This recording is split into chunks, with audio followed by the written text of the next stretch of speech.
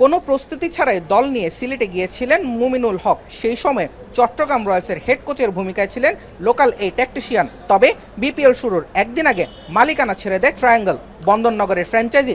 তখন যেন ঠিকানা ভুলতে বসা এক জাহাজ। এখন টিভির সঙ্গে আলাপে সহকারী কোচ মুমিনুল জানালেন সেই অস্বস্তিকর সময়ের কথা। টিমের যে আগের ওনার ছিল, উনি কোনো না কোনো কারণ হতে টিম উইথড্র করাতে ক্রিকেট বোর্ডের আন্ডারে টিমটা চলে যায়। ওনারা নিজেরা আগে থেকে যেটা কমিটমেন্ট ছিল যে কোনো টিম ফল করলে যে ক্রিকেট বোর্ডই চালাবে।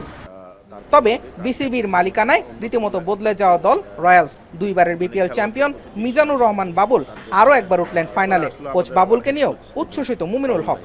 বাবুল ভাই তো আপনার বিগত দুইটা বিপিএল ওনার হাতে শিরোপা আসছে, আপনারা সবাই জানেন।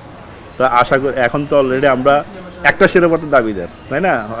একটা শিরোপা তো দাঁড়িয়ে, তাহলে উনিও আসাদের টিমটার মধ্যে আরও আমাদের বড় প্লাস পয়েন্ট হয়ে গেছে। তো সবাই মিলে আসলে এখানে আমরা ম্যানেজমেন্টের পক্ষ থেকে যার রোলটা আছে আমরা সঠিকভাবে পালন করার চেষ্টা করছি।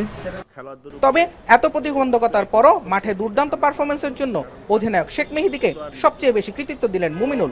কেউ একজন একটু মাঠে হয়তো একটু স্লো মুভমেন্ট থাকলে ওগুলা নিয়ে একটু হয়তো অ্যাগ্রেসিভ মুভমেন্টে থাকে, বাট ওর বেশিরভাগ সময়ে দেখলাম যে বেশিরভাগ সময় হয়তো দুই একটা জায়গায় ও রিয়াক্ট করলেও কিন্তু টোটালি ও কিন্তু খুবই শান্ত এবং সুন্দরভাবে ক্যাপ্টেন্সি করতেছে।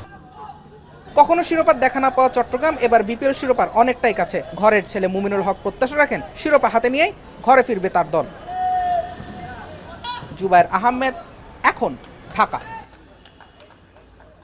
কালার এক্সপার্ট এবং ডার্ক জ্যাপ সমৃদ্ধ অরিক্স অ্যাডভান্স ডিটারজেন্ট পাউডার আপনার লন্ড্রি এক্সপার্ট।